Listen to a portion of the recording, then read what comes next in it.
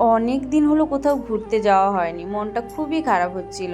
আমি যাই আমার বাপের বাড়ি, আর সেরকম কিন্তু কোথাও যাওয়া হয় না। আর বাপের বাড়ি যেতে হয় কারণ আমার বেটির থাকে ওখানে গানের ক্লাস, এই জন্য ওখানে আমাকে যেতেই হয় প্রত্যেকটা সপ্তাহে।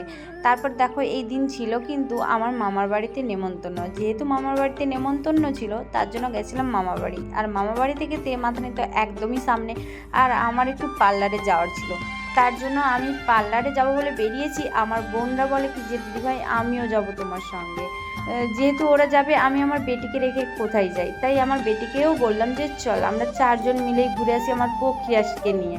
তো আমি আমার পক্ষীরাজ আর সঙ্গে দুই বোন মেয়েকে নিয়ে চললাম তেমাথানি। তেমাথানির এই জায়গাটা কারা কারা চেনো অবশ্যই কিন্তু আমাকে কমেন্ট করে জানিও, আর আমার বাড়ির পাশে যারা আছো তারাও আমাকে অবশ্যই কমেন্টে জানিও।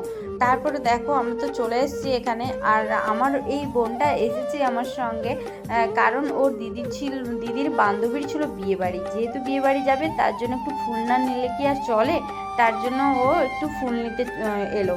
আর জানো তো ফুলের কি দাম, কি বলবো, আমি তো অনেক দিন ফুল কিনে নিই, তার জন্য আমি তো অবাক হয়ে গেছি। একটা একটা বেলকুড়ির মালাগুলো মানে মাথা খোঁপায় দেওয়ার জন্য মালাগুলো দাম ছিল এক একটা 40 টাকা করে। তো আমার বন্ধু ওইখান থেকে অনেকগুলো ফুল নিল। তারপরে দেখো আমি কিন্তু চলে এসেছি পার্লারে। আচ্ছা এই পার্লারটায় কে কে আসো সেটা কিন্তু আমাকে বলো তো। তো আমি কিন্তু যখনই প্লাক করি তখনই কিন্তু বেশিরভাগ সময়টা আমি এই দিদির কাছেই প্লাক করি। তারপর দেখো অনেক দিন যেহেতু প্লাক করিনি, আমার ভ্রুটা তো কেমন হয়েছিল, আর আমার প্রচুর লাগছিল। তো আমি মানে কি বলবো যে আমি কান্না করছি, দুটো চোখ দিয়ে আমার যা জল বেরোচ্ছে। আর আমার বোনরা তো আমাকে নিয়ে কত মজা করছে যে তোমার যদি চোখ দিয়ে জল আসবে বা তোমার কষ্ট হবে তোমরা তো ব্লু প্লাক করতে যাও কেন তুমি। তো দেখো যতই কান্না করে যাই করি না কেন, মানে নিজেকে তো একটু সাজগোজ পরিপাটি রাখতেই হয় বলো। তো এমনিতে সেরকম কিছু করি না। তো একবার করেছিলাম, চুলটা স্ট্রেট করেছিলাম, কিন্তু তারপর থেকে আর কোনোদিনও করা হয়নি। আর ভ্রু প্লাকটা কিন্তু আমি সবসময় করি। আর জানো তো আমার ভ্রুটা এতটাই বিচ্ছিরি কি বলবো। তো এরকম না অনেকেরই দেখেছি, কিন্তু আবার অনেকের দেখেছি এত সুন্দর লাগে না, তাদেরকে দেখে আমার মনে হয় যদি আমার ভ্রুটা এরকম হতো।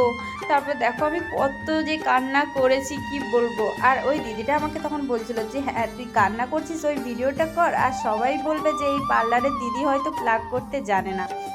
না গো এই দিদি না খুব সুন্দর প্লাগ করে, যারা এসছো তারা তো জানো।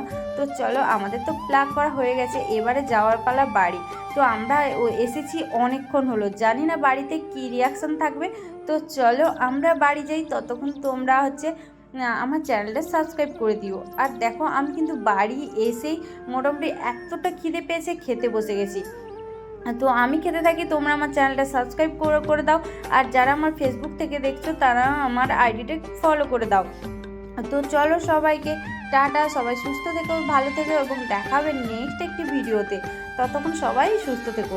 আর আমার এই ভিডিওটা কেমন লাগলো অবশ্যই কিন্তু কমেন্ট করে জানিও। তো চলো সবাইকে টাটা।